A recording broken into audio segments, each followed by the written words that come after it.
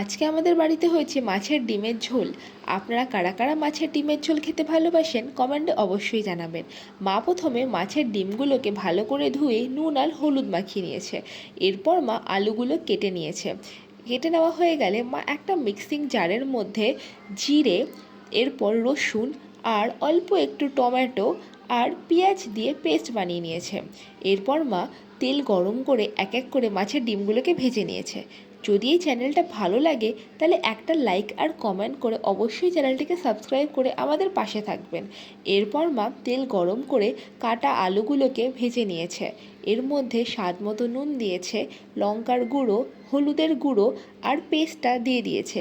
যখন এটা ভাজা ভাজা হয়ে গেছে মায়ের মধ্যে জল দিয়ে মাছের ডিমগুলোকে ছেড়ে দিয়েছে।